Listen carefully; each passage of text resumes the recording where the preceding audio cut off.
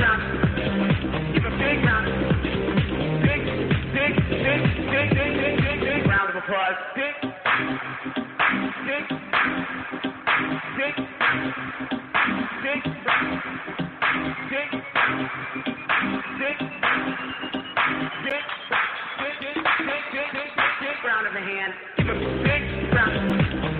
could have homes on separate coasts, go dive in Greece with squids.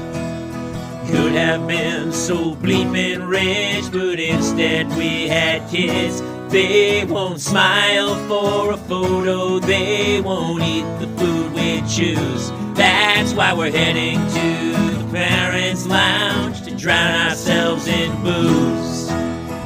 Every day we're more exhausted, we haven't slept in years.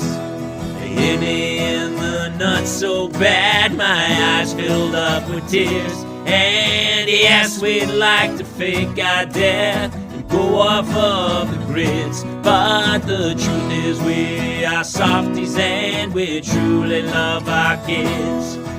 So join us every Tuesday night to laugh at all our pain. Evening in the Parents' Lounge is the cure to staying sane.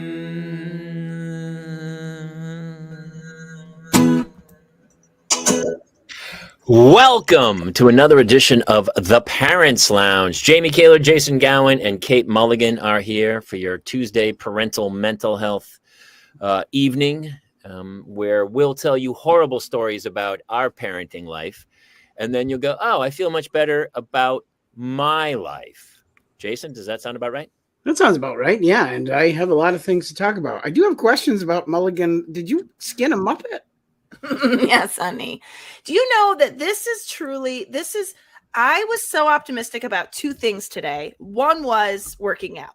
So I woke up and I had to get my son to an 8:30 doctor's appointment. I'm like, I'm going to put my workout clothes on because I'll definitely work out after we get back from the doctor's appointment. So I'm still in workout clothes. And the other thing I was optimistic about was ability to take a shower, which I didn't achieve either thing today.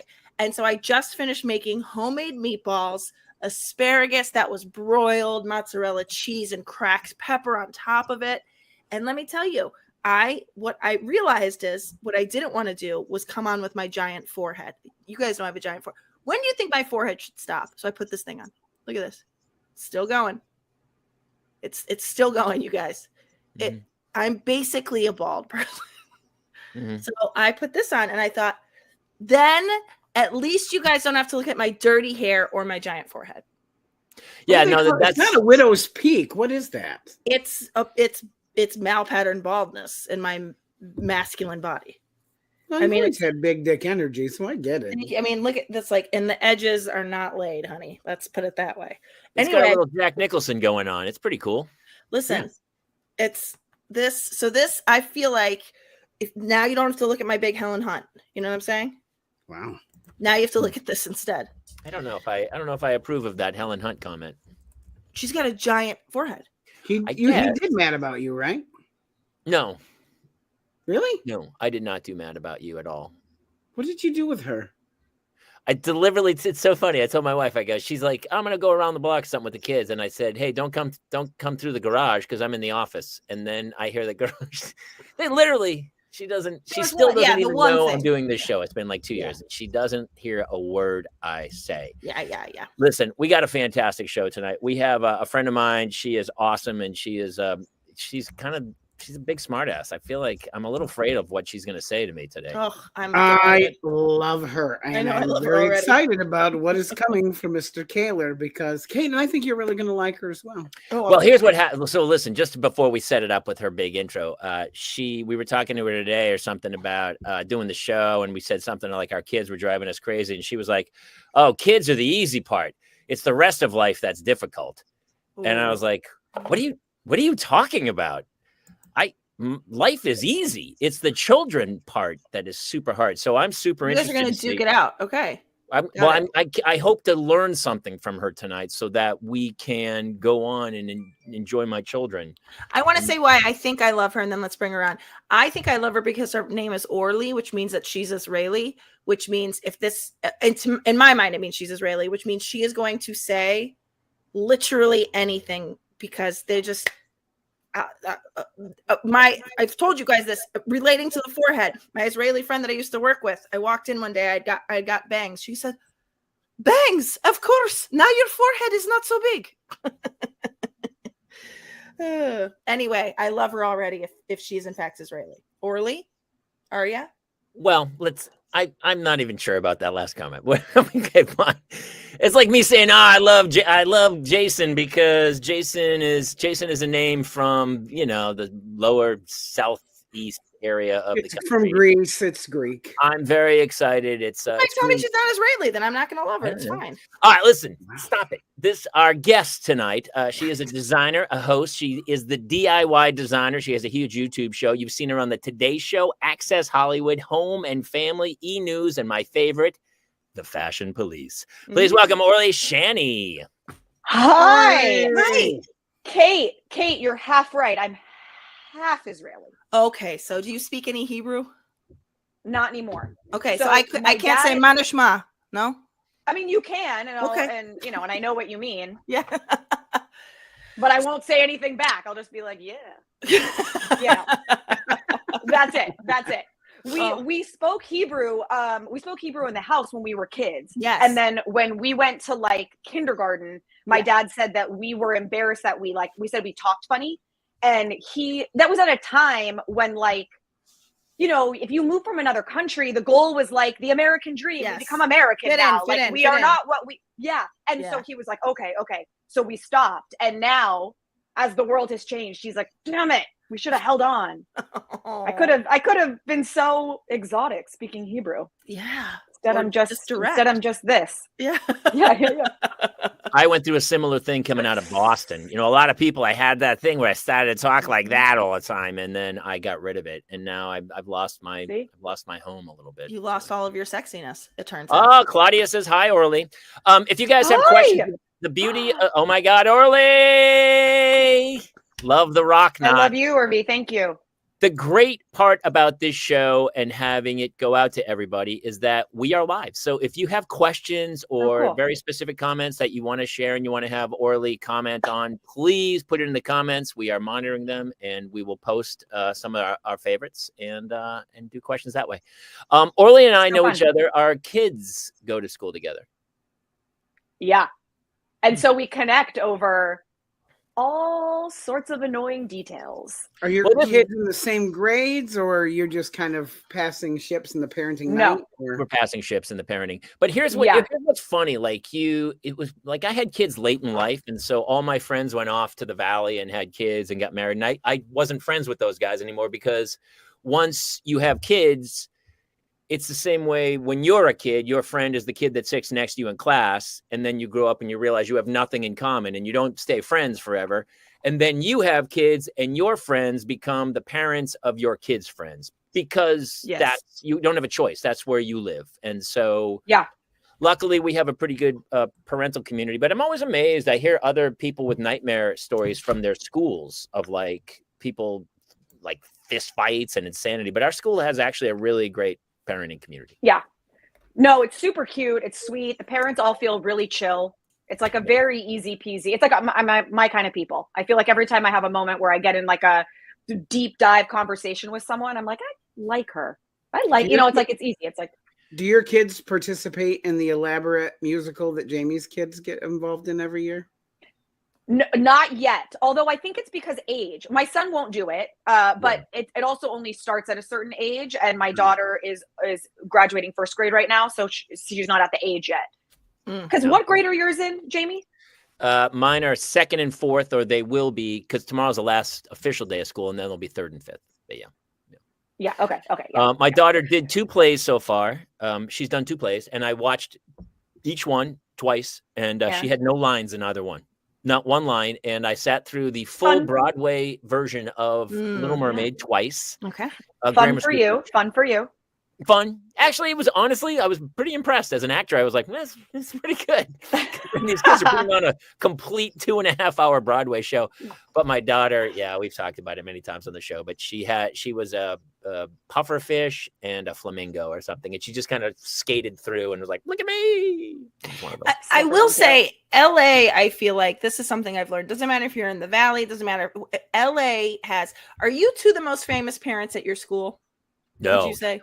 I mean, no? but I'm not. I don't want to list other people, but there's a few people who have pretty good. But like, are we talking any A-listers? Like Mark Wahlberg's kid goes to their kids go to the Catholic school that I used to go to, like the church I used to go to. That was like, whoa, yeah. You guys have anybody Mark? We don't have a Mark Wahlberg. No. Okay, no. Now I want Wahlburgers. Thanks, Kate. It is very funny to me as somebody who comes from the Chicago suburbs to see these productions, whether it be the talent show, like the guy that lit our talent show lit the Super Bowl.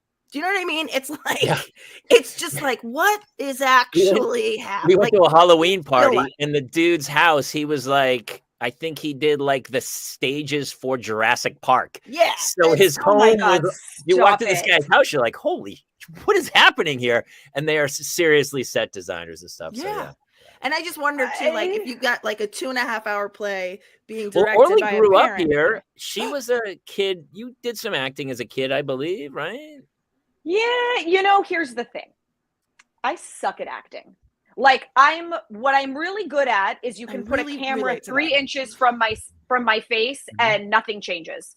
My personality doesn't change. My filter doesn't change. I am exactly me when a camera is on me. And to me, that when I was 14, 15, and I like entertaining and I like talking and I like all that stuff. When I was that age, what that meant was acting. I didn't know what else that could possibly mean. So I auditioned and I did things, but like, if it was like, some, tortured soul with like a Bostonian accent, I mean, I was screwed. I got nothing. I got none of that. But if it was like some happy-go-lucky girl who's just like bopping in and great, I'm going to nail it. Every time I'm on a show, my friends will call and they go, you're not even acting. You're just being yourself. And I go, you be yourself when they yell action and saying someone, yes, of course we're being ourselves. That's that's the job. Right. But I'm the same. I would argue most people, there's a handful of like actors and then everyone else just plays themselves and they're in, but to different degrees. But it is not, it is definitely not a natural thing and I've realized this, a natural thing or a comfort zone for many. My husband, this is 100% not his wheelhouse. And he works in law enforcement and they did a safety, he's going to kill me. The city asked him to do his bike safety commercial. And so they're in a bike shop and it's about the safety of e-bikes. And he sends it to me. He's like, I look like a robot. I sound like a robot. And he sent me the finished thing. And he like walks in and he's like, are you buying this bike? Are you aware of that? And I was like, but it's like the first line only. And it is not him. It is not him how he speaks. And then you can see he relaxed. But like, it is not his comfort zone. That is not what he's meant to do. You put a camera 2 inches and he's like, he's RoboCop. Exactly. Like, I was going with the T-1000 where he's like, hey, does John Connor live here? Is John Connor here? Poor guy. He's like, why are they making me do this? I suck. Oh my God. So Claudia is talking about Tom Hanks. Not to change the subject. Did anyone see A Man Called Otto? No, I did not. No, but it's on Amazon or it's on Netflix, I think. Netflix. He's like a suicidal guy who ends up finding joy in life. I cried worse. I haven't cried that hard in a long time. Since Philadelphia? Since Philadelphia. Oh my God, I bawled during Philadelphia. Don't show videos at the funeral of him as a kid. Don't show videos of him as a kid. Dude, all I have to do is hear the song Philadelphia by Bruce Springsteen and I well up. I lose it. Oh. Not to change the subject. But it's good. A Man Called Otto. It was kind of an old school movie where you're like, oh, this is an actual movie like from 20 years ago where people made films about stories and told. And it was over 3 minutes long. It was very odd to watch online. Were you okay? Did your brain start shorting out after? Let me ask you this. Has your attention span changed? Because I used to be able to, like, I remember watching The English Patient. Like, I went to the movies and sat through The English Patient and really enjoyed it.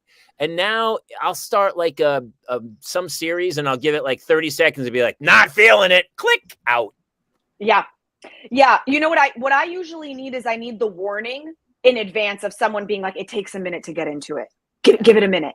And then I'm like, I'm in for all the slow crap. Like, I will muscle through it and trudge if I know it's worth it. Like, that's how I felt. Did you guys watch Severance?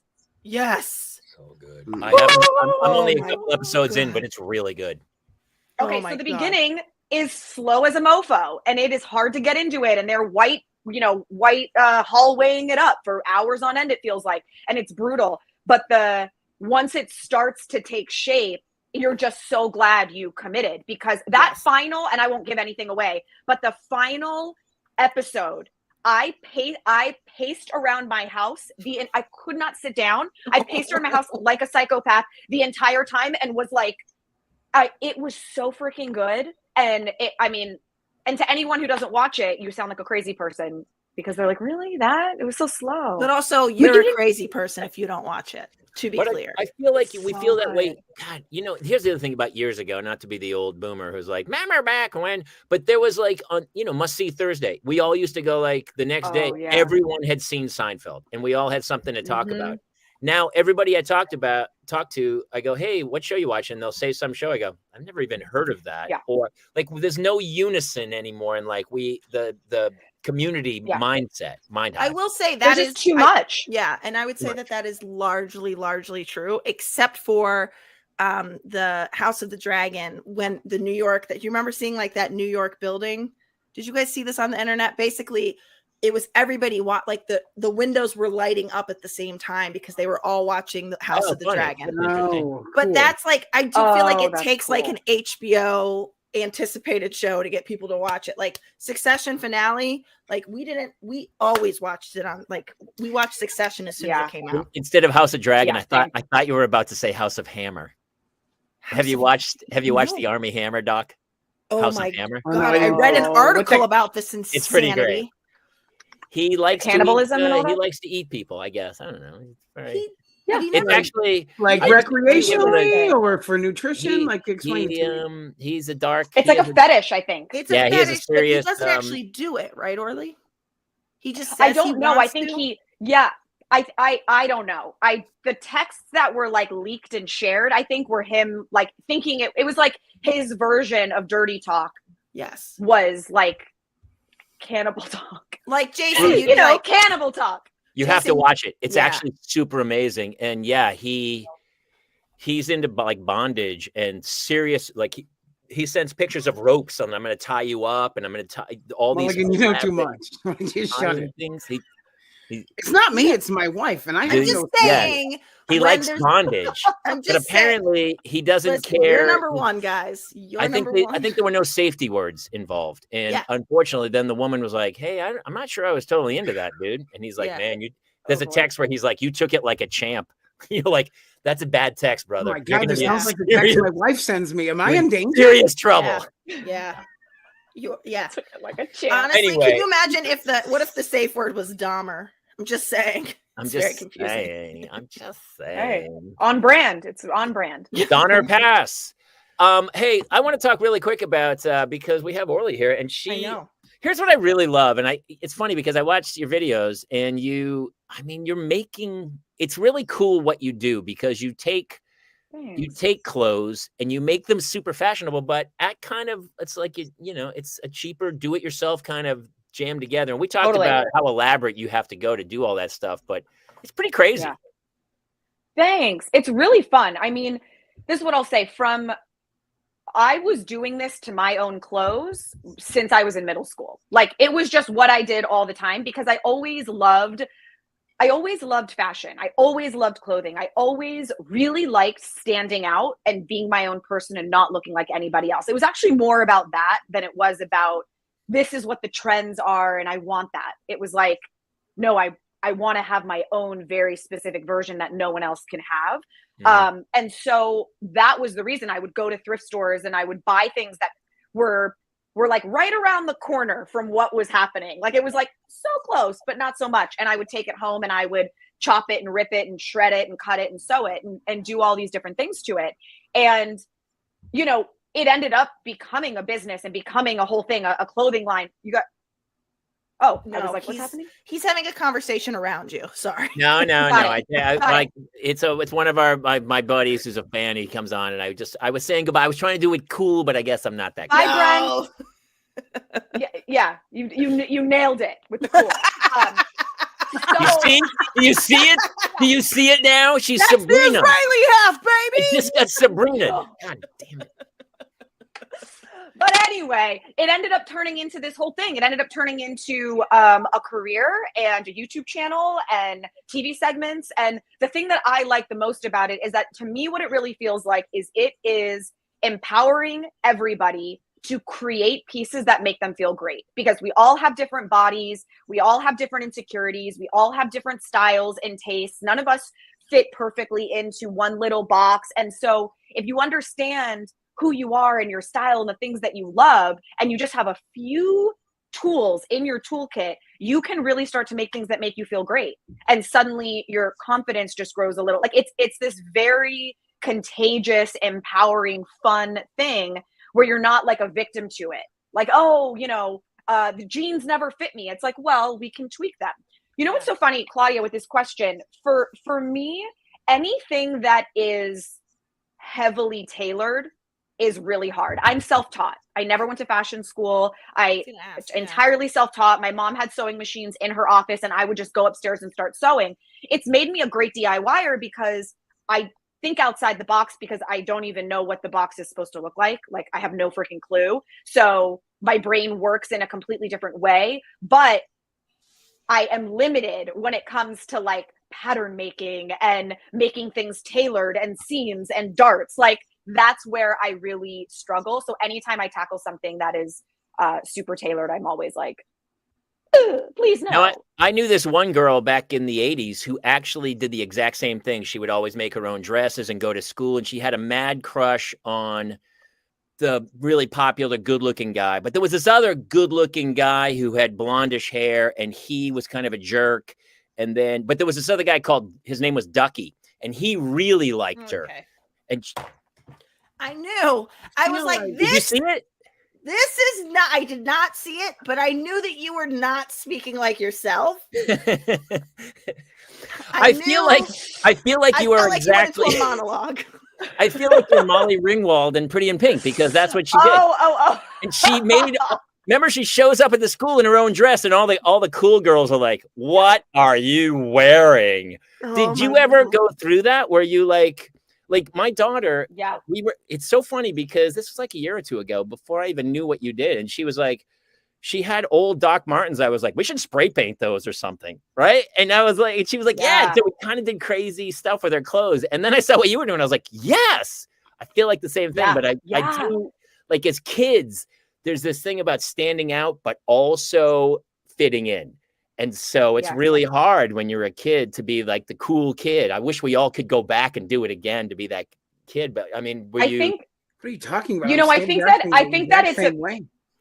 I think that there's like a black hole for style that exists with, honestly, the age group that thinks they have the best style, which is like really annoying once you're an adult. But like adolescent, like age like 12 to like 17-ish, is they don't have any personal style whatsoever. And it's not a knock on like this generation. That is just every age group that will pass through that time for all of eternity will have no personal style. And the reason is just where they are, like, developmentally.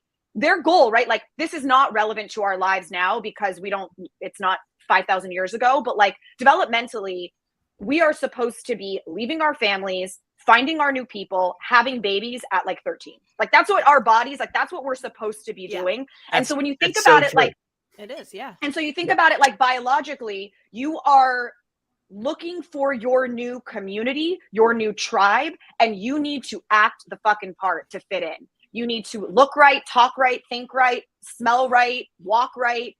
Everything has to fit so that you kind of are like, you fit in with the group. And that's like a biological sort of desire, because you would like go off with that. That would be your new family, you know? And so standing out is actually very scary at that age. Super it's scary. dangerous almost. It's And catcher in the so- rye. Yeah. It's And that's Holden's why, all like, field. you look at middle school kids, and even like we talk about like the festival, you look at those middle school kids, they're dressed, they're mimicking style perfectly. Each little group of like 8 of them, it's like the zip up hoodie off the left shoulder, not the right. The winged eyeliner going this way, the hair parted in the middle to the middle of the back, not any shorter than that. The white Converse sneakers with like, it's almost like a uniform.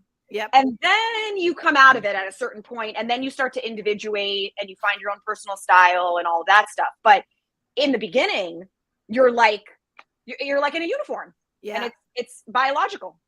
I want to say 2 things. One, I thought he'd never leave. Thank God. I mean, I don't know what happened. I don't know what happened. I'm not Because it shows I'm that not he's concerned. still connected, but I'm not I don't concerned because know. I want to talk to Orly, and he was Yeah, really. yeah. So we don't know Orly, so we'll get to talk now. Well, Orly, I'm actually so curious because I had pieces when I was in junior high that were like my absolute favorite. So what you're saying is it's exactly what I experienced, which was I had a sense of style in middle school, but it was the style that was being dictated. Like suddenly when in the 96 to 98 range, 94 to 96 range, it was really hip to wear 70s clothes. So I had like a bunch of pieces I got from my mom's closet, from my friend's dad's closet, all of these pieces. Do you have, so there was a pair of jeans, and not that I touched them, but that was like this pair of bell-bottom jeans that I still think was like the best piece of clothing I ever had. You have it? Oh, I love that she has it. Hold, please. Yes, I will hold, please. Jamie, So we missed you. So these are from 7th grade, and I still wear them. Look at how these are Doc Martens. Look at them. I mean, I can smush them into a ball. That's how worn in they are. 18-hole Doc Martens that I used to wear with like mini dresses and slip dresses, very 90s. And I will never get rid of them. They came with me to New York. They came with me back. I wore them through my pregnancy. I wear them all the time now. I fold them and wrap them. And and anyone who's ever had a pair of Doc Martens, they shred your feet for like 6 years. And then they're butter. This is like beyond butter. This is like whipped cream. This is, I can't believe it's not butter. I know. That's amazing. Those are my favorite. Yeah, those are my favorite. And that is, so there's this thing that I do called style language. It's this idea that basically we each have a unique style language, almost like a love language. And it's the unique way that we feel most confident and in our physical appearance. So when we're this like unique blend of elements, it's when we really feel like us. We feel like our personality is shining. And it's 4 words, 3 or 4 words. Mine is sexy, edgy, effortless, original. These are the 4 ways that I need to balance. If I'm like too sexy and I'm not effortless, I feel like I'm trying too hard and it makes me feel silly. If I'm too edgy and I'm not relaxed about it and kind of sexy, I feel like I'm in a goth costume. So it's this balance. And these boots, every time, like it doesn't, like a floral dress and these, it gives me what I need. Jeans and these, it's like, yeah. So we each have like a unique way that we need to feel in order to feel our best. And we should all have certain items that are like a hack, an instantaneous way of feeling that. Because it's a shortcut. It's an easy way to get ready in the morning in 2 minutes because you're like, oh, I know what these make me feel something special. And I know that. And so put that on with jeans and a what are t-shirt. Jason's? Jason, what are your 4 words? 90s words to gym choose teacher. from, Orly? 90s gym teacher. Yeah. Do you have like a set of words that we I need more context. Yeah, I need some coaching here. So it's a whole thing now. It's like a whole online course and a whole beautiful thing. But but basically what you do is it's a process that you go through, and there's a combination of I call them energetic crushes and like style crushes. So the thing is that if you see someone out in the world, and like Jamie, for example, you and I feel like when we met, we had like a good kind of slapped our bodies against each other. Yeah, we slapped our bodies. No, we had like a good, like our energies. We had like a similar sense of humor. We had a similar kind of like sarcastic, but there was still caring about, we were talking about things with school, but we were laughing about it and being a little crunchy about it. So like when I saw your energy to me, the elements of your personality that I gravitated towards, the reason I did is because they're my favorite parts of myself. If those are parts in you if that's like a part of my personality that I don't like, it would annoy me in you. I'd be like, oh God, he's always on. He's always, but I felt like a kindred spirit. So I liked that. Yeah. So one of the things that you do is you look to people whose energies and vibes you gravitate towards, because that's actually telling you some of your favorite stuff about yourself, or you wouldn't like it in them. And so you start to think about, what are the things that I like? Because that's how you want to be received. That's how you want to be known. And your style is just like a visual personality. It's just an introduction to the world about who you are on the inside. So it should connect. So first you got to know how you want to feel, how you want people to receive you. So it's internal first. And then we figure out the aesthetics that you associate with that. And then we come up with a style language, and it becomes like a cheat code. It becomes like you're getting ready. And if you feel to this, you realize like, oh shit, it's because I didn't do my hair and makeup. And one of my words is feminine. And so I need to give myself 5 minutes to do hair and makeup, and I'll feel better even if I'm in sweats. Right. Like it becomes like a cheat code. It's really cool. Have you written, this is a book. Is this a book? Yes. That's Hopefully. amazing. Hopefully. Oh, hi. I also all of a sudden feel very insecure about myself. I wish Secure I could or go back in insecure? time, because Insecure. I am so. I'm like, I don't know what I'm trying to say, except that I dress in the dark. Oh. Do you know what's funny? As We'll you get to the bottom of it. when you get older, it's so funny because I was actually in really great shape in my 20s, and I was like, I'm a ginger, so I have pasty white skin and red fur, and so I felt really self-conscious on the beach or whatever. And you get to a certain age where all of a sudden you're like that dude in a banana hammock with a metal detector and an AM/FM headphone set on and you just don't care.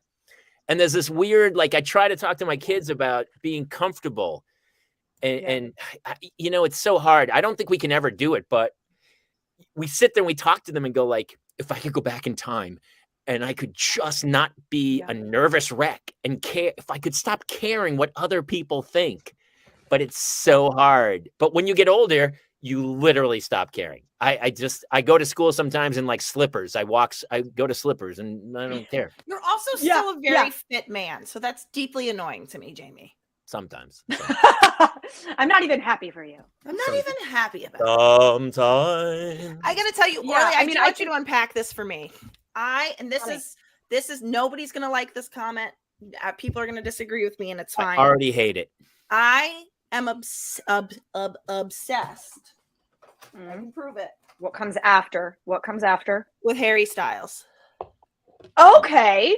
I think Harry Styles. It's an activity book. I love Harry Styles. What kind of activity book? I mean, I've got all the I'm Dickie bought them for me. He's very supportive of my hall pass. Okay. So this is what I will tell you.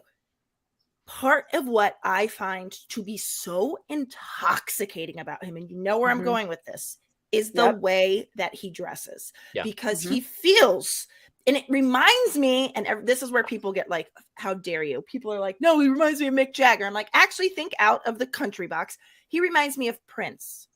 The way that Prince had feminine fashion, like there was like an androgyny about it. That is just, but there's no question.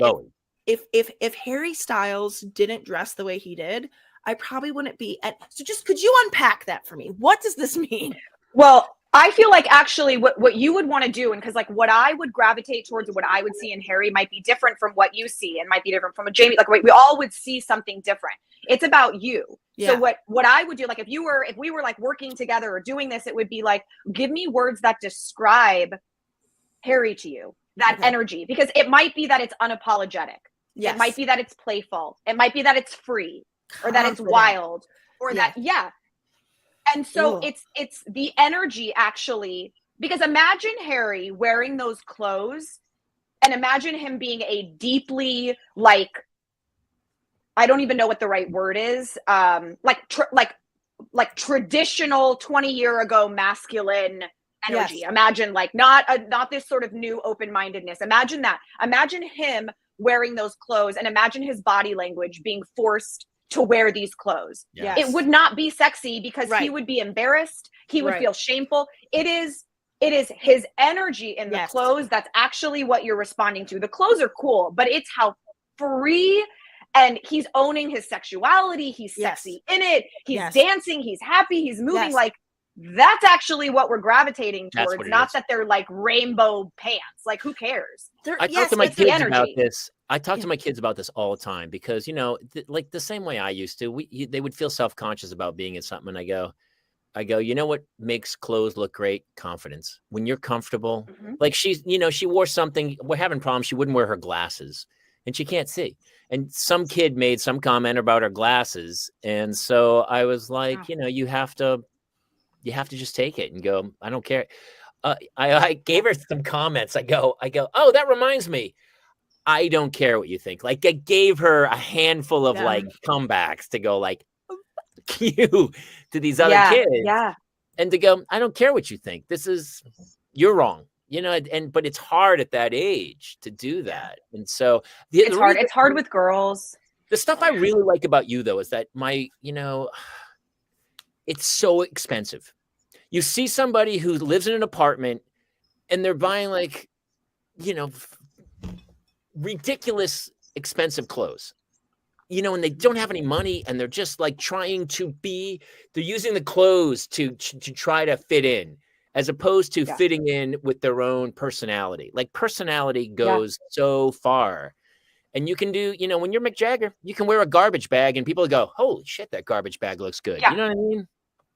And for people that love that like designer thing, that luxe thing, it's really like, again, I don't think there's any rules. I don't think there's any obstacles. I don't think there's anything that gets in the way of you feeling exactly the way that you want to feel. No budget. No, I personally don't think that. And so I think that like, if you can understand what it is that you actually like, again, you got to always go one level deeper. We think it's about this, and this, and it's not.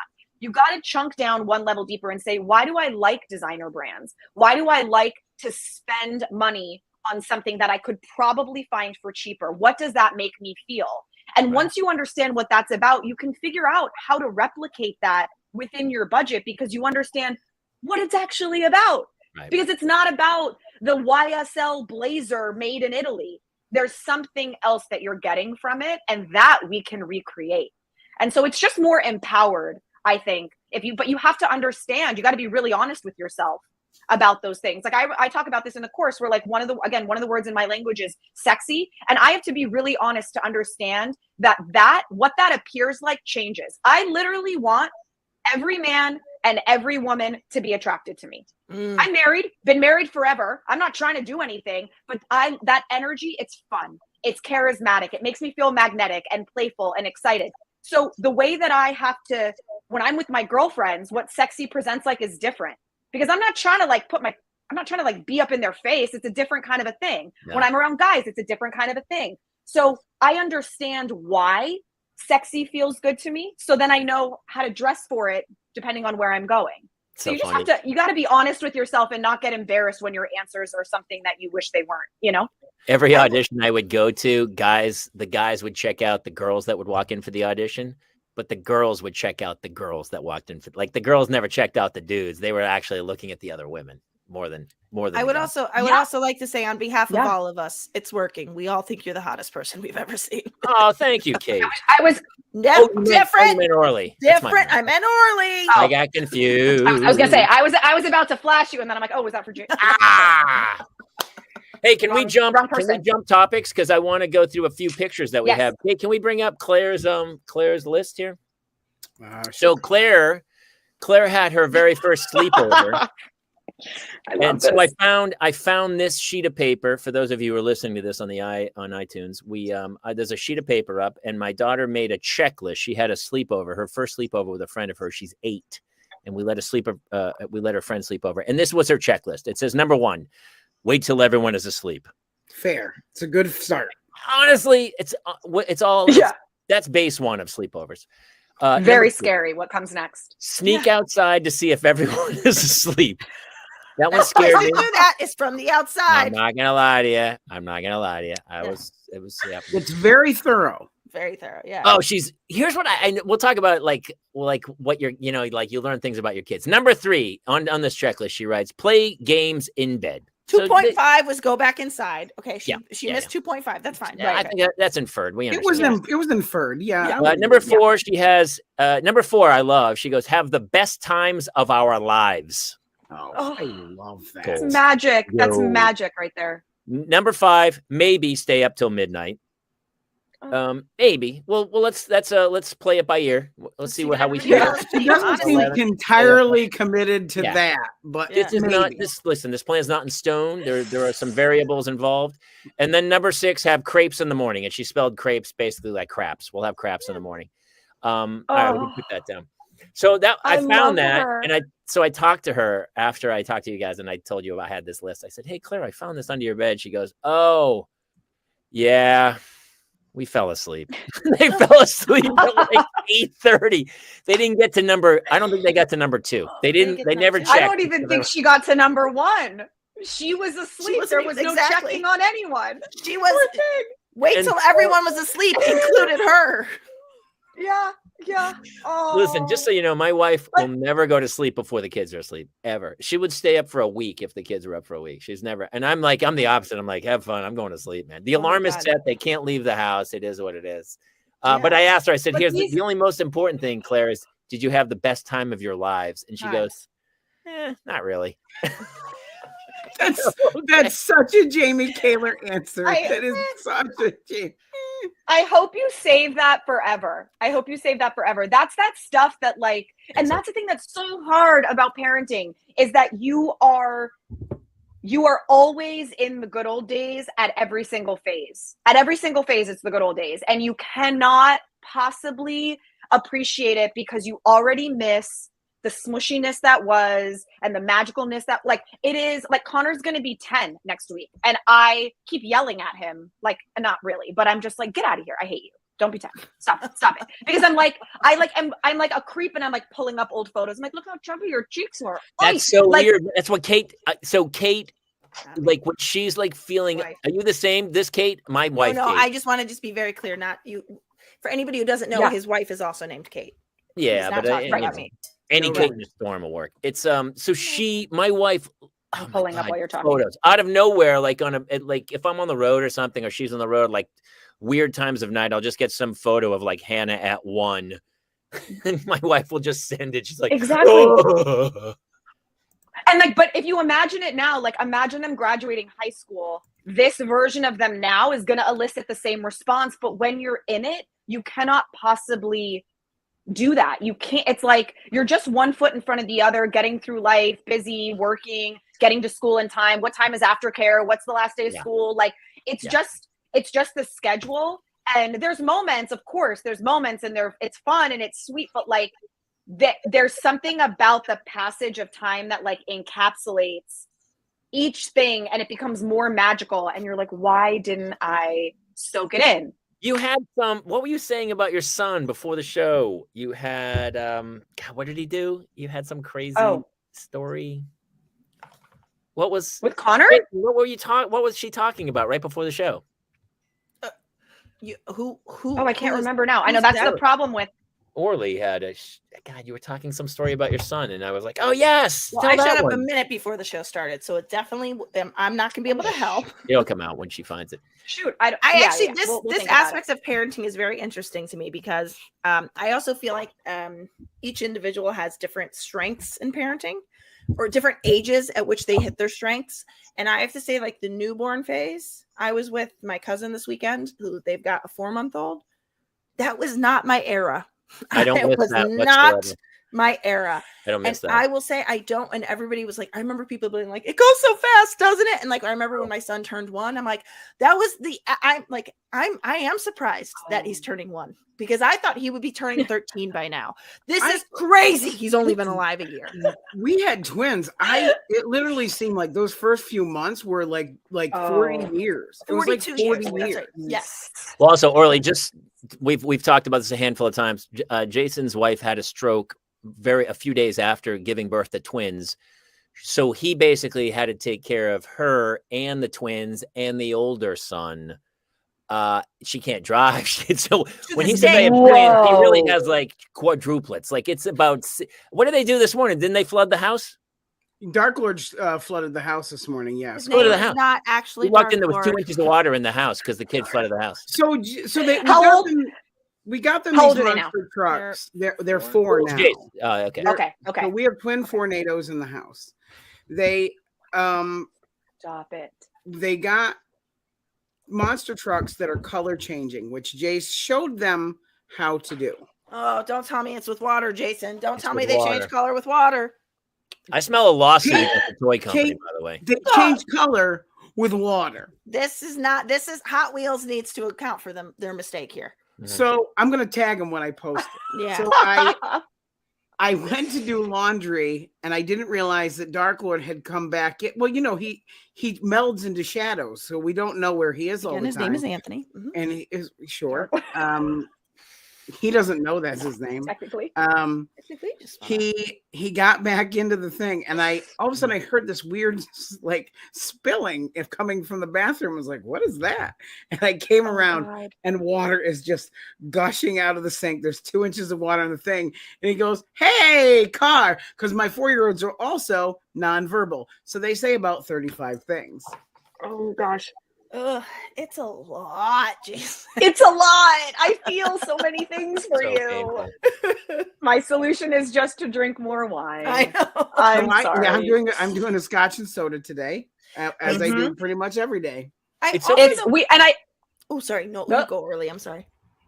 No, Orly. We each have. I think each of our kids too have their own special chunk of hell time. Yes. Like, you know, like Yes. each one has their own, like they were really crappy at that age. Connor went through that at probably he was tough when he was little. He was tough. He sort of snapped out of it at 5, but beyond that he was really hard.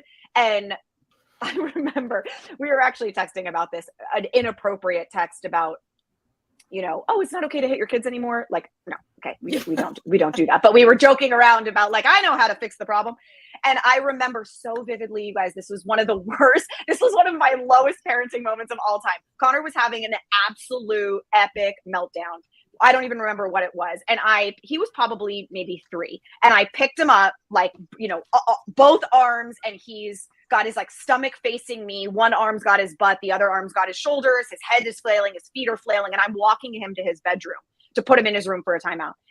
As we walk down the hallway, he grabs every picture off the wall and just starts pulling all of the glass pictures off the wall and breaks them. And like, this was like after a long, you know, a tough couple of years with him, a tough couple of days with him, a tough couple of hours with him, a hellish 30 minutes with him. Like, and I was at my absolute edge. And my dad, who is a tough Israeli, kept telling me like, Orly, listen, you might need to just, he might just need a little, And I'm like, Abba, I'm not going to hit the kid. Well, we're not going to do that. He's like, I'm just saying, maybe it'll snap him out of it.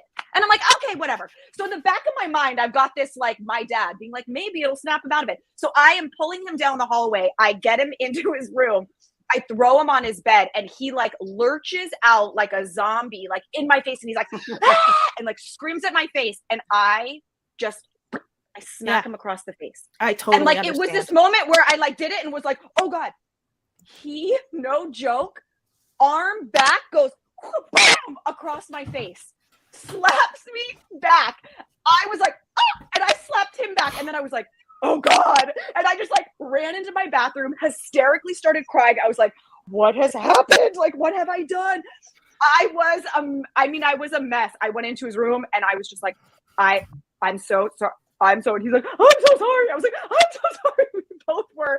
I don't think he remembers it. It's goes down as my like lowest parenting moment ever, because it was not intentional. It wasn't like, I'm going to try this and see. It was like, I was like, reactionary, and just, and I remember it wasn't like hard, but I was thinking, can I do enough that snaps him out of it? Can I like, but it was enough that he hit me back.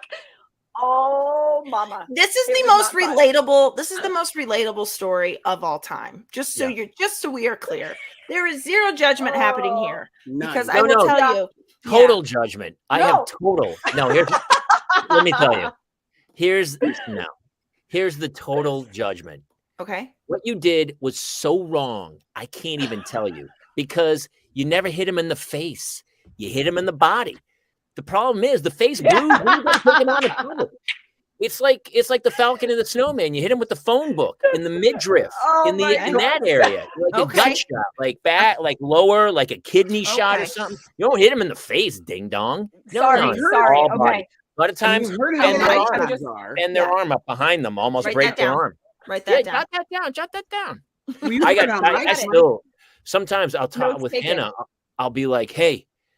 I'll warn her. I'm like, I'm really close. I'm not gonna make it. I'm about to snap. I'm really about to snap, and she'll keep going. And the other night, I took her, and I held her, and I pressed her to the bed and held her down.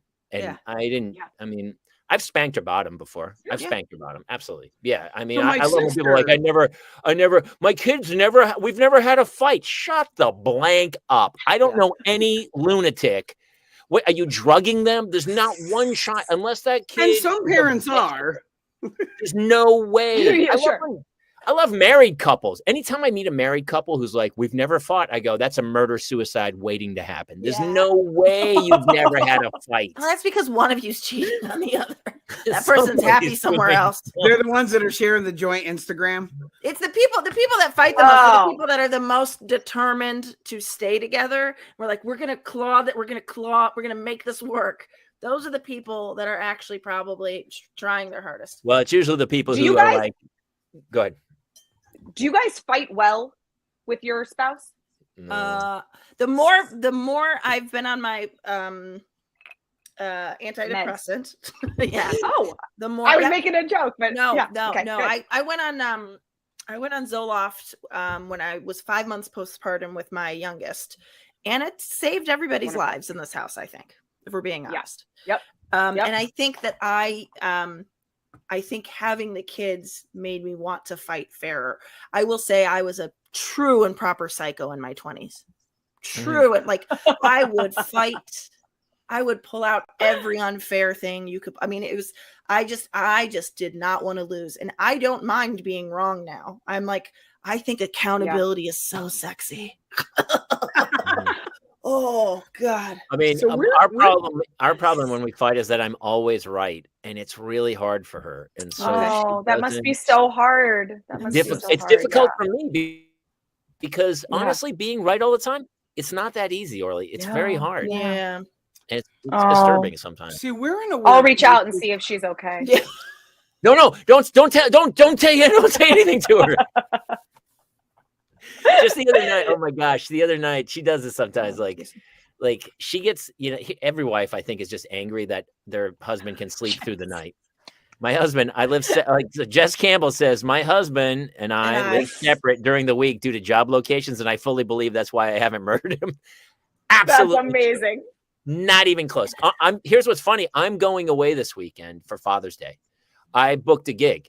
And she wasn't even like, really? You're leaving? She was like, yeah, have fun. And so I did it as a Father's Day gift to myself. I'm going to Dallas to TK's Comedy Club to do stand-up comedy for the weekend. Woo-woo. She was like, have fun. And I was like, see you later. And you got the kids. And she's like, yeah. So see, we're in a weird place because like I can't fight with Melissa because of the heart condition. Because like I'm afraid if I do fight with her, it'll be the time that the heart snaps because she's like she teeters on that space, and I'm like she can't leave. She can't drive away. She'd have to walk away. I mean, look, her leaving me would be very difficult, and she would get a couple of blocks before we'd find her. But like it's at the same time, not a couple. I would love to know the tone. What's the tone of your voice, Jason, when you want to let loose, but know that that's not medically safe? Oh, yeah. How do you passive aggressively say the things that you want to say? Great question. So I do this thing where I talk like this, and I'm like, well, I noticed some things that are kind of. I feel like Chris Pratt when he's dealing with the raptors in Jurassic World. Yeah, Blue. Come on, Blue.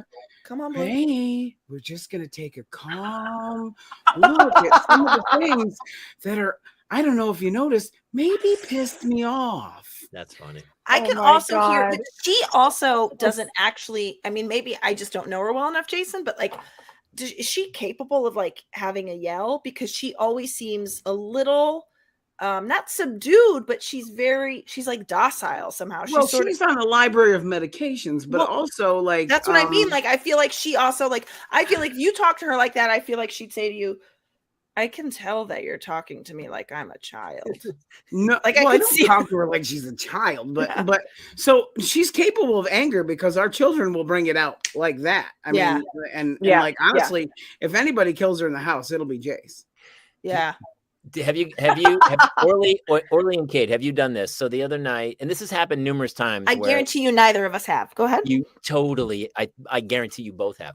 I So think I was you're barking up awakened. the wrong bitch tree. Go I ahead. was awakened. Like she shook me in the middle of the night and woke me up to go like, did you hear that sound? And I was like, no, I was asleep. And she's like, oh, there was a big boom. And I go, well, it wasn't that big because I slept through it. And then she was so angry. She's like, I can't believe you could sleep through that. And she's Yeah, right. you know what she's saying to you? You're a pussy and not going to protect us when someone breaks That's into what- this house because you didn't even hear that. That's Okay, so honestly, maybe I Orly's believe up that she said tree. that I'm not up verbatim. that tree. She said Telling that you, exactly. I do that when I hear something, and because like Mike is like Mr. freaking protector man. I got this Yeah, guy, law enforcement. Absolutely. and so when I hear something and he doesn't, I gotta gloat for a minute. I gotta be like, oh, I'm the one who heard the noise and the thing, and you didn't even hear, and that could have been a guy coming into the house, and you're the guy, and I'm now the girl going. Like it is a total like, did you hear that? No. And you woke him up. Did you wake him up? Yeah, but I don't wake him up to tell him I heard it and he didn't. I just assume he did. Like I'm like, did you hear that? Like I I grab him and jump up and I'm like, and so it wakes him and then he like alerts and does the like scan, and I stay in bed. I will tell you, Like, I don't legitimately thought That's I my heard- biggest gripe with marriage right there. That's exactly my gripe with marriage. Can I tell Why- you, you can gripe about it. You gripe about it too. Because I'm telling you, the other night I swear to God, I heard someone inside my house. And I was know like, you did. Kate did the same. I was like, God damn it. I was like, I don't want to wake up Dickie. You have an alarm on the house? Yes, but Did sometimes the I'll be alarm honest. go off? No, Did the can alarm go off? Jamie, I don't know, but her son Jamie, James if you could have been actually let me committing a talk, crime. you would hear details about the story that wouldn't even make that question necessary. Okay, go ahead. Thank you.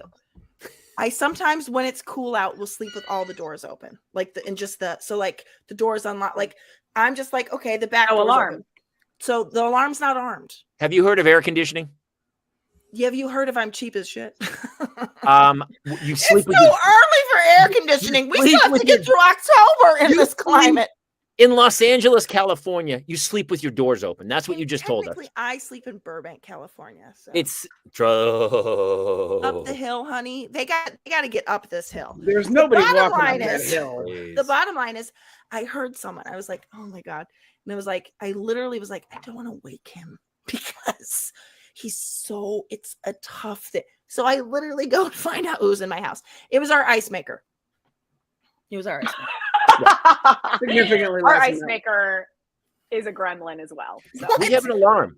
I go, and we had a big fight and I was like, listen, don't. You live in the shit though, Jamie. Like you live in a very populated area. Yours is very accessible. Like I understand that she's paranoid about people coming in because like there's serious break-ins in that area. Wait a minute, didn't Ed Asner wander Talking up like your I house? live in Compton. I'm in Studio City, you ding No. dong. What are you talking about? Are you being legit right now? Are you legit right now? What is going on under your freeway overpasses there that you all live right by? Oh yeah, we're the only area with homeless people. What I'm saying is that it actually is like her fears are actually founded there. There are home break-ins in that But area. we have an alarm. No, we would know if somebody came in the house. Yes. So Yes, Orly, the how are alarm you? is armed. Yes. You good? I'm doing great. How are you, Jason? I'm hanging in there. This is what happens when Yeah. towards the end of the show it starts to devolve into a free for all. Well, listen, tomorrow's the last day. Oh, hey, actually, here's what I want to talk about. It's Father's Day this weekend, and we have a big bid on Sirius coming out for Father's Day, talking about the 3 keys to making Father's Day perfect for your husband. Because here's what happens, and this is why I kind of booked the gig, because typically on Father's Day, my wife picks a fight with me because she's like, "You're really hard to buy for."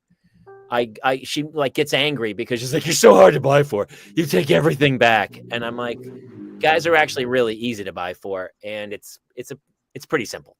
I think everybody knows what we want, and just it's very simple. Just it's Father's Day. I don't understand what the problem is. Why can't we just why can't certain things happen and make Father's Day perfect?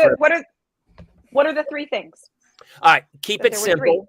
Keep it simple, right, Jason? We talk about the fact that, you know, sometimes moms plan this big. It's like, oh, we have Sunday brunch at this fancy restaurant. No dad wants that. No dad wants that. We don't even Yeah. want like an elaborate hike through. You actually don't want to spend time with other people. No, not really. You don't want to do like all of the families in the neighborhood are getting together for. No, we don't. Nobody's trying to be with other people.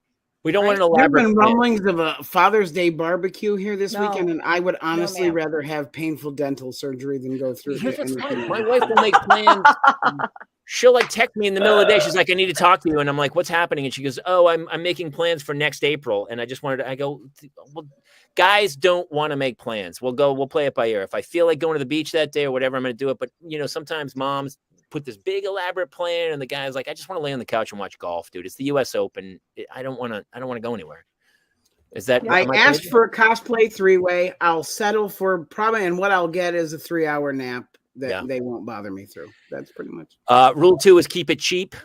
That's our other thing. It's like sometimes there's elaborate things and you're like opening it and you're going, hey, I'm taking this back tomorrow. I didn't want it. I don't need it. I'm getting rid of it.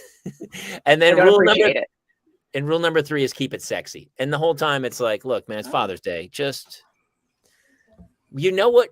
We're not hard to buy for. You know, we're so, I can't reiterate this point enough. It'll take a few minutes. It's happened before. We dated. Things happened. It's just a few minutes. Subtext to number 3 is let me enter you. One way or another. I'm not, you pick some sort of where. You pick a hole. See, Jamie, you're in such a different place than me because I basically live in an episode of To Catch a Predator. She's after me all the time. It's terrible. I know. The stroke did not stop that, honey. No. Well, dude, it's actually worse. She can't drive, so she's doing that basically to keep you tired and home. She knows if she doesn't just keep draining your life force out of you, that you might one day get in the car and drive away. I never made that connection until just now, and you are absolutely right. That's the cynic in me. What do you guys, Orly and Kate, what do you guys do for Father's Day for the weekend? I always ask, I say to Dickie, do you want to, like last year, I was like, do you want to just go surf? Like take your, I got the kids all day if you want. Like literally it's almost like a dad's day off. And I don't know if that makes us, not, I don't know, but I'm just like, bye, I've got them. But then I asked him, I was like, do you want to go surfing again? And he was like, no, I think I just kind of want to like, let's all go to church and then let's go to lunch. We're at a place I want. I'm like, great. So that's what we're doing. And I'm getting him a screen door. So you going to Porto's? No. There's a roast beef place he loves in Pasadena, so we'll go there. Ever since Kate introduced me to Porto's, sometimes I dream about that more than I do sex. It's really good. Porto's is pretty good, dude. Porto's is pretty good. Yeah. Orly, what about you? I feel like you checked all the boxes. You've got church cheap, lunch simple, screen door sexy. Listen, sexy screen door. Nailed it. Nailed it. He's gonna so get sexy. He'll get a blowy or a bounce. Okay, whatever while admiring. Great. Okay, whatever the man wants. I got him a couple of little things I knew he needed. I got him like new sunglasses and new board shorts and stuff because we're at the beach all the time. So those were like little gifts that I got him. And then we're gonna do a barbecue at my parents' house, which is actually I feel like I'm preparing for Jamie to roll his eyes, but don't, because he's really actually doing such a great job of keeping statue. I know. Face. I was like, good job. You see the smug ass smile on his face. Little Smug's bunny sat up there this whole time. I feel like he tried to disappear into like the egg crates behind him. He was like, he was just like, no, my parents' house is like beautiful and relaxing, and whenever we go there, my mom just like cooks up a storm and everyone just like sits on the couch outside and relaxes and has a drink and sits and chills and turns on the like it's just so very relaxing where you really have to do nothing. So we all look forward to it a lot. So he's stoked. So we're gonna go there. I would go there. Yeah. Can I tell you, I would like to submit my parents do a great job. My audition called Jamie Kaler, listening to Orly's Father's Day plans. I'm going to be performing just a still from Jamie Kaler, listening to Orly's Father's Day plan. Why am I Till I re-perform? Yeah. Okay. So we're gonna, I got him a couple of gifts, and we're probably gonna go to a barbecue at my parents' house. So it'll be, you know, for fuck's sake, you're dying inside. You're dying a slow death inside. Actually, No. I thought it's so funny. I should go there. I don't know what my face was saying, but I was like, I loved it. I thought it was that seemed like a really good Father's Day to me. I want to go to there. I really. Honestly, at some point, you look like when the Grinch stole Christmas, the smile that you made. Yeah, you went. What's it like to still have parents who have a nice house that's drivable distance from your house? What's that like? Does that feel good? It feels Local nice. family. What's that like? And that's It's your the best. in-laws? Or your My wife will No, sometimes that's be my like, parents. oh, your parents. That's Yeah. my parents. Yeah, Mike's parents are in New York, so that's my parents. But And it's you- I mean, you it's so married chill. a New Yorker? I did. We met in New York. I moved to New York right after high Oh, school. That's right. That's right. I was selling Jello shots, as one does, to make money at McFadden's Saloon, and Kate he did had that. just started running that bar. Different Yep. Kate. Tray My of wife, Jello my shots wife and a Kate can was a of- Bud Light girl or something. Yeah. That's funny. Oh, see, you make all of the monies. Yeah. It's lovely, and that's how we met. We actually met by me sort of trying to steal from him, so it was great. What exactly were you I stealing? know. from Can him? we hear that story? Well, so discrepancy? no. So the way that this thing worked, it was so very shady. It was a job I found on Craigslist, and I had to go down to an apartment in the East Village, pick up a suitcase full of Jello shots that were in Tupperwares with 2 cans of whipped cream in the little front zipper pouch. And they would tell me what bar I was going to, and I would go to that bar and I would sell the shots. It was $3 a shot. $2 went to the guys that made the shots, and $1 went to the house, and I only made tips.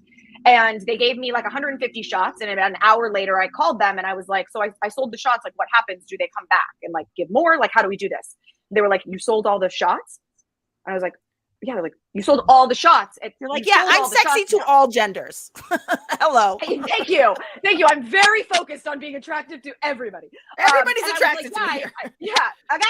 And I was like, I sold all the shots. So they were like, okay, well, we can bring more, or we'll just give you more next time. So I was like, fine.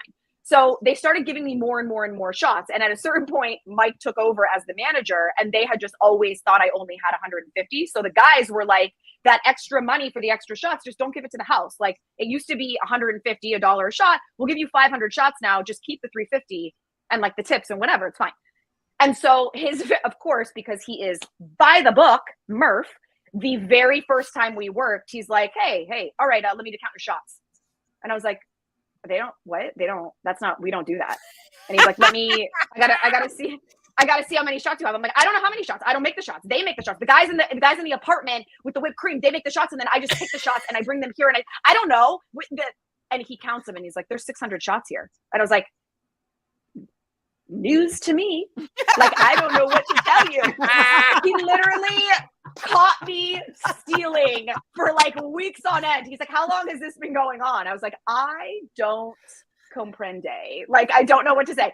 And that's how it began. He fully caught me stealing. That's so funny. Oh my God. By the way, you've those been 600 encouraged shots to do still that. only cost $12 to make. Like those. yeah. The fact I that mean, you could honestly. sell those shots tells me that you are really good at what you do, because I have been in that bar so many times. I'm like, who the blank is drinking these horrible Yep. shots? Also, What You was know your- what what my was your pick? moneymaker was? This was my moneymaker, and it was not based off my talent. It was this guy who was just super mobbed up, who would sit at the end of the bar, who worked in sanitation, was like his story, and he would sit at the end of the bar, this huge dude, him and his buddy, they would sit there, and everyone knew like who they were and what they did, and he had a crush on me, and he would say, I'm gonna buy, like, let's say I had like 30 shots on a tray. He'd be like, I'll buy your shots plus tip you, go give them out, and instead of selling, come sit with me for a half an hour, just come hang with me. So he would buy the shots and tip me like $100 or whatever, and so I'd have the money for the shots, and I'd be like, okay, I'm gonna go give them out, and then I would go resell them. So I would then make $3 a shot for me plus tip on those shots. So I was making like $1,500 a night in like 2003 when I went, and it was just like, I'm and I would obsessed go, with and then you.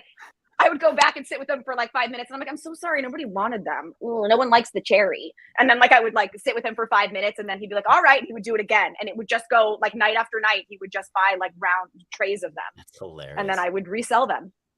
And they made you a capo in the Colombo family, I believe, right? Was it the Colombo Yes, or was it the yes, Gotti? yes. Was it the I still Gotti give family? them. The Gotti family? I still give them a cut of everything I make. You got, to keep you got to all kick it kosher. upstairs, Orly. You got to kick it up. Hey. Keep it clean. Also, did I hear you call your husband Murph? Is your last name? Is your husband's last name Murphy? She didn't take it. Yeah, I didn't change my name, but I also am married to a Murphy and did not take it.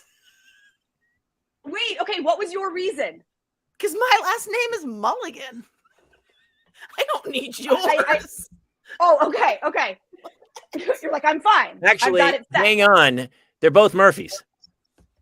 Yeah, they're both Murphys. It's crazy. It just dawned on me. The whole time I was like, wait a minute. I knew them both. I was like, they're both Murphys. Yeah. I got married when I was 30. My last name was part of my identity. People call me Mully. People call me Mulligan. I was like, I'm not getting rid of it.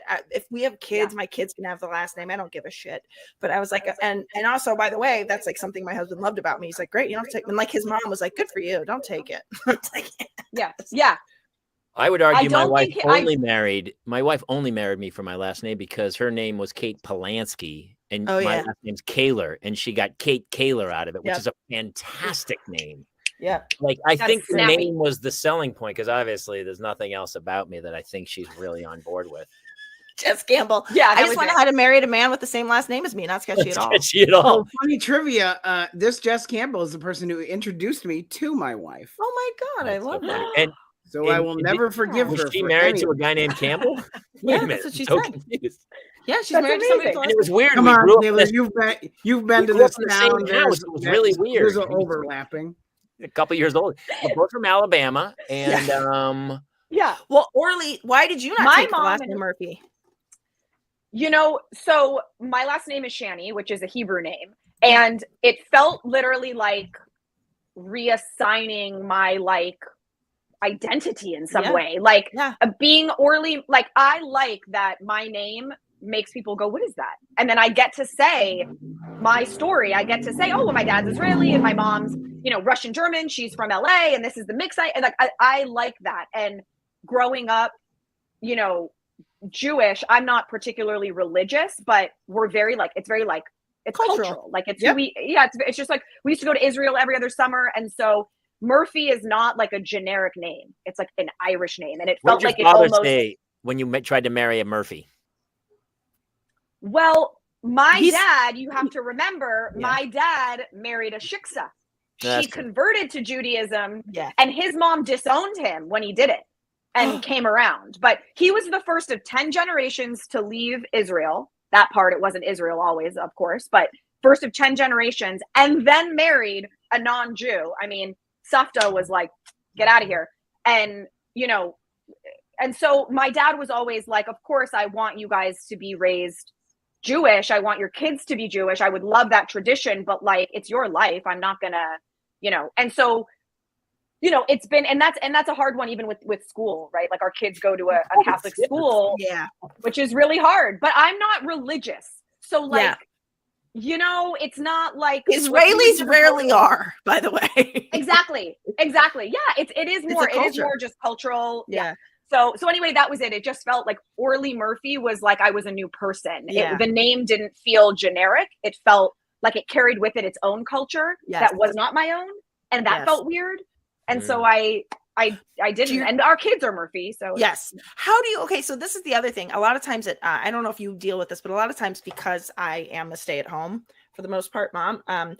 Everybody at the school knows me, so my kids will accidentally get mislabeled. They'll be like. My son even says, he's like, Mrs. Hanson, the kindergarten teacher, she said, why, hello, little Mulligan. He's like, but my last name's not Mulligan. I'm like, yes, they don't know. Yeah.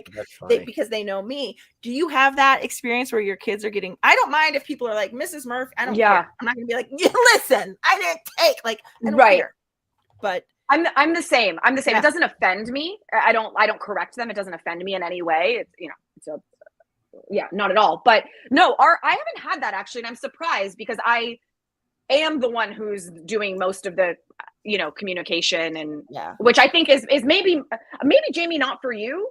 Are you more not even close? Involved in 99%. I'm the guy. I'm a right? stay-at-home. I'm a stay-at-home mom. Yeah. As a matter of fact. Yeah. Yeah. Kate So I feel like travels most with of the us, right? time Yeah.